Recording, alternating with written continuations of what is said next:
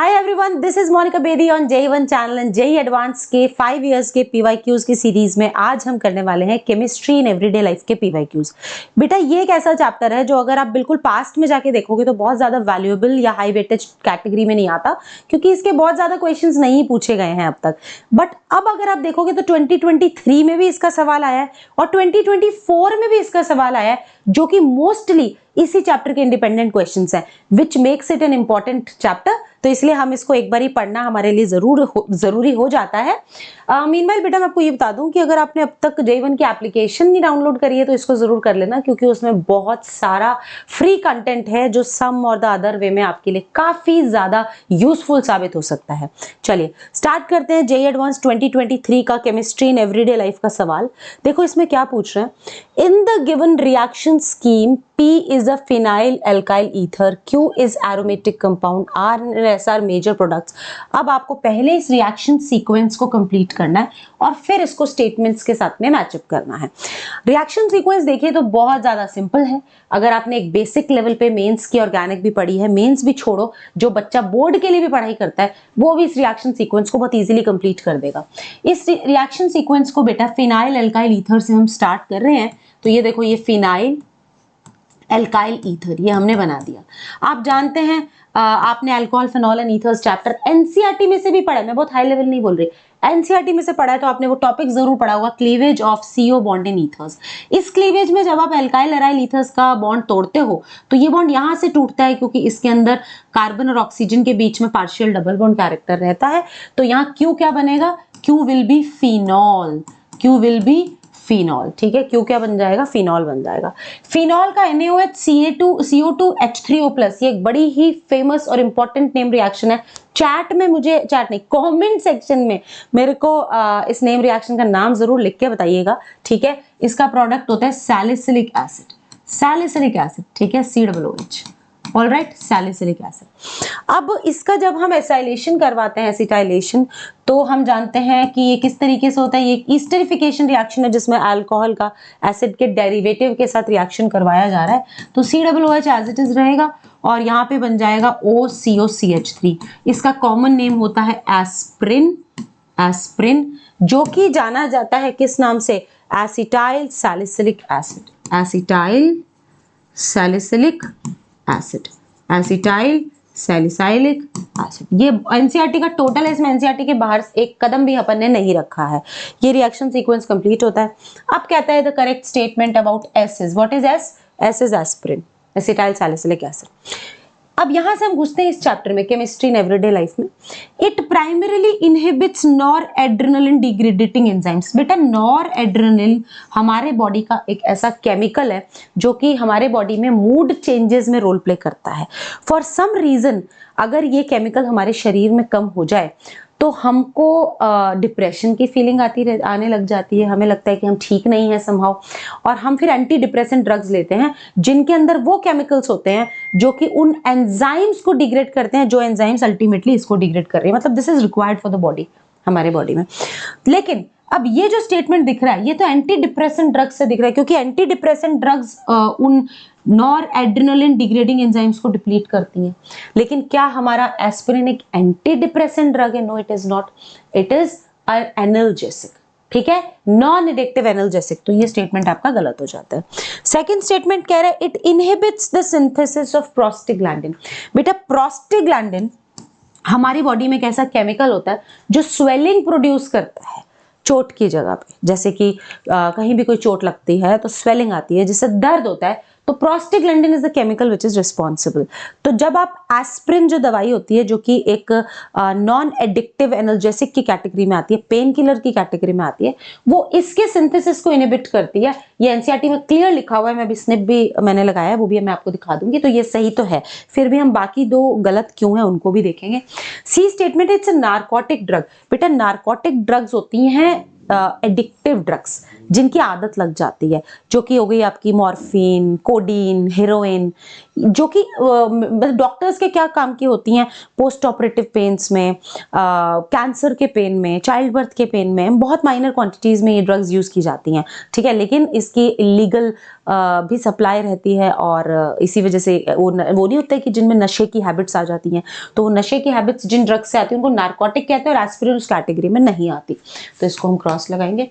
It is ortho acetyl benzoic acid, बेटा it is not ortho acetyl benzoic acid, rather it is salicylic acid. जो यहाँ इसने छोटा सा ट्रैप डाला था, क्योंकि हमारा सबकॉन्शियस कहेगा हाँ यार ये तो यही है, तो काफी ज्यादा परसेंटेज ऑफ स्टूडेंट्स ने इसको डी मार्क किया है, जबकि ये डी नहीं है, बिकॉज गलती क्या है, ये सैलिसिलिक एसिड है, ऑर्थोएसिटाइल सैलिसिलिक एसिड, ना कि बेंजोइक एसिड, तो this is also wrong. It was a trap जिससे काफी ज्यादा बच्चों ने इसको गलत किया था। अब मैं आपको दिखा देती हूँ किस तरीके से ये एनसीईआरटी का क्वेश्चन है, सपाट एडवांस में पूछा गया है। ये रिएक्शन सीक्वेंस तो आप भी कन्विंस्ड है कि एनसीईआरटी का ही है। बचे हुए स्टेटमेंट्स देखो, नॉर एड्रेनलिन में स्निप लाई हूं। नॉर एड्रेनलिन एक ऐसा केमिकल होता है, एक न्यूरोट्रांसमीटर होता है जो मूड चेंज में रोल प्ले करता है, ठीक है, जो कि एंटी डिप्रेसेंट ड्रग से रिलेटेड होता है, लेकिन ये अपनी क्या है, ये तो एनाल्जेसिक है।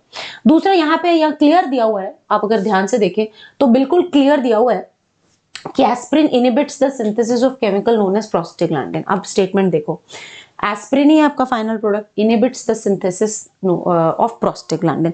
तो अगर आपने एनसीईआरटी रीडिंग एक सुपरफिशियल लेवल पे भी करी हुई है, एक बेसिक, सुपरफिशियल तो नहीं बोलूंगी, बेसिक लेवल पे आप एनसीईआरटी को ठीक से पढ़े हैं, तो ये सवाल आप आराम से लगा देंगे।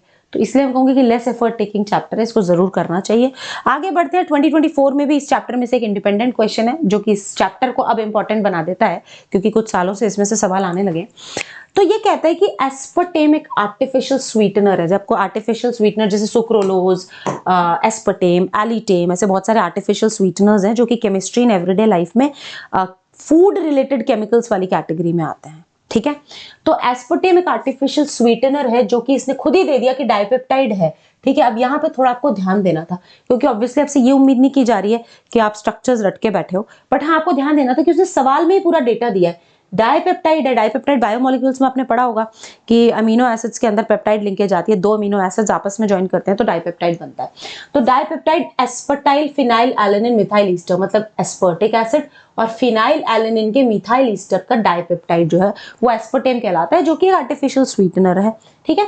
अब फिनाइल एलेनिन का स्ट्रक्चर आपको याद करने की जरूरत नहीं है, हालांकि बायोमोलिक्यूल्स में हम याद करते हैं स्ट्रक्चर, बट यहाँ आपको दिया गया है, और एस्पर्टिक एसिड का भी दिया हुआ है। बट जो फिनाइल एलेनिन है, फिनाइल एलेनिन का मिथाइल ईस्टर है, मतलब इसका जो एसिड पोर्शन है फिनाइल एलेनिन का, वो OH नहीं रहेगा, वो मिथाइल ईस्टर बन जाएगा, ठीक है। यानी आपको यहाँ पे क्या करना है, ईस्टरिफिकेशन कराना है, और क्या बन जाएगा वो methyl Easter, phenyl alanine methyl Easter, COOMe बन जाएगा, ठीक है।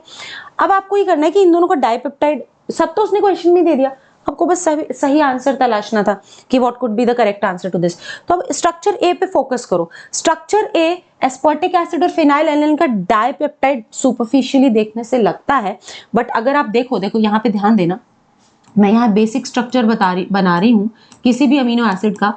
आपके फिनाइल एलेनिन और एस्पर्टिक एसिड दोनों ही कौन होते हैं, अल्फा अमीनो एसिड्स होते हैं। एक अल्फा अमीनो एसिड वो होता है जिसमें अमीनो ग्रुप जिस कार्बन पे जुड़ा हुआ है उससे अल्फा कार्बन पे ही COOH ग्रुप जुड़ा हुआ है, ठीक है, जस्ट पड़ोसी, तो गैप ज्यादा नहीं होना चाहिए। अब आप ए पे फोकस करो, फिनाइल एलेनिन में वो R पोर्शन CH2PH है और एस्पर्टिक एसिड का वो CH2COOH है। वो जो अल्काइल पोर्शन है for phenyl alanine is CH2PH, और एस्पर्टिक एसिड के लिए ये जो R पोर्शन है ये CH2COOH है, तभी तो ये एसिडिक अमीनो एसिड्स में आता है। अब आप इसके स्ट्रक्चर पे फोकस करो, इसमें CONH लिंकेज बनी हुई है, ये आपका ईस्टर यहाँ बना हुआ है, ठीक है। अब इधर देखो, ये लेफ्ट वाले अमीनो एसिड की तरफ देखना, ये तो आपकी पेप्टाइड बॉन्ड हो गया, ये पेप्टाइड बॉन्ड हो गया। पेप्टाइड बॉन्ड में एक का अमीनो ग्रुप और दूसरे का एसिड ग्रुप लगा हुआ है। अब जिसका एसिड ग्रुप लगा हुआ है, ठीक है, उसके अल्फा छोड़ के बीटा कार्बन पे अमीनो ग्रुप है, इसका मतलब ये तो ऐसा कुछ बीटा अमीनो एसिड टाइप का दिख रहा है, तो कुछ तो गड़बड़ दिख रही है। और अगर अल्फा अमीनो एसिड तो सही जगह से लिंकेज नहीं हुई है, तो इसलिए ये ऑप्शन रॉन्ग हो जाता है। आप बी ऑप्शन पे आके देखो, बी ऑप्शन में आपका जो CH2PH है, तो देखो ये CH2PH, ये फिनाइल एलेनिन है, फिनाइल एलेनिन के एसिडिक ग्रुप के ऊपर ईस्टरिफिकेशन करी हुई है, फिनाइल एलेनिन मिथाइल ईस्टर, ये सही है, ये आपका पेप्टाइड बॉन्ड बन गया। और इधर आपका ये NH2 है, फिर CH2COOH, ठीक है, ये आपका एस्पर्टिक एसिड में NH2CH2COOH, ये आपका करेक्ट आंसर है। आपको यही सा स्ट्रक्चर कोरिलेट करना था, आपको याद नहीं करना था स्ट्रक्चर।